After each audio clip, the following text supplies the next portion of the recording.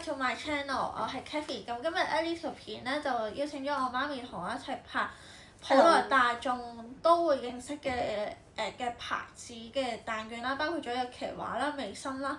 咁我上一條片就介紹咗有 Lipton 啦，同埋一個 Linda 朱古力嘅蛋卷。咁如果大家想再睇嗰條片咁樣咧，向上 click 個條 link 咁就會睇到㗎啦。再埋我哋 description box 都會擺條 link 喺下邊嘅。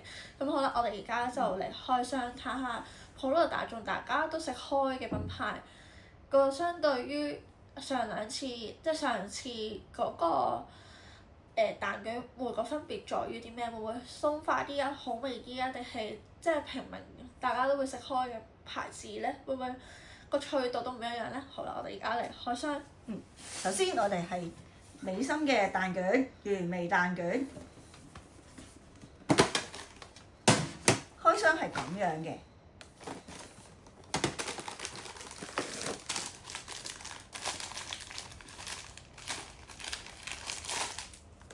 你試下，應該得。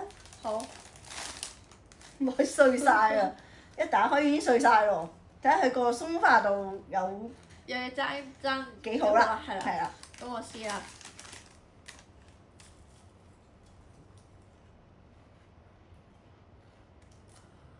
都幾鬆化。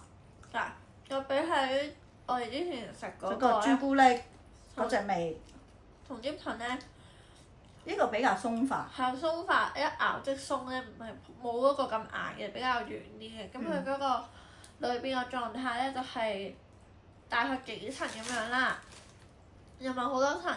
咁佢個蛋味係出嘅，夠香嘅，牛油味都幾偏重嘅。好，我哋 next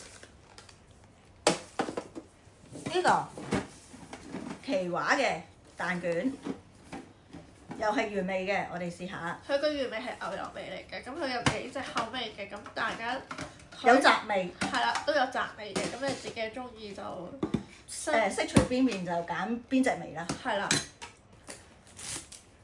佢開係比較傳統嘅，咁樣一排排嘅，唔同頭先嗰隻牌子係一 pack pack 嘅。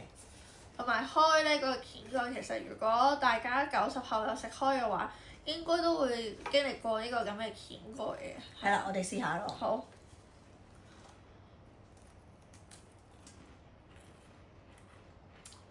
呢個同頭先個蛋卷咧，呢隻偏硬少少嘅，但係佢啲牛油味同啲蛋味都 OK 嘅，都幾出嘅。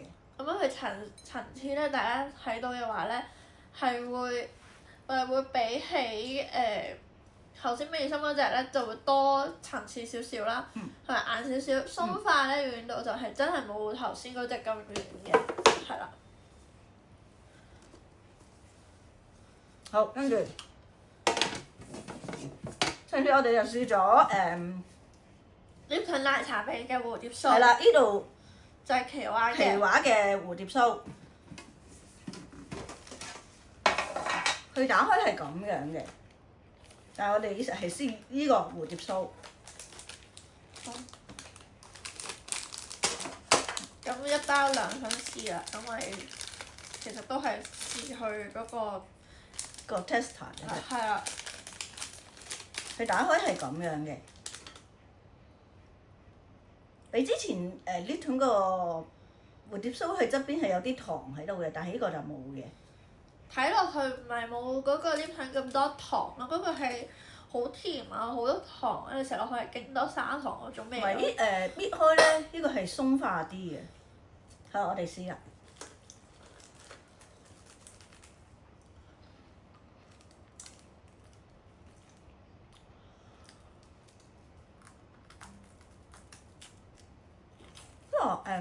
牛油味重啲，同埋香啲。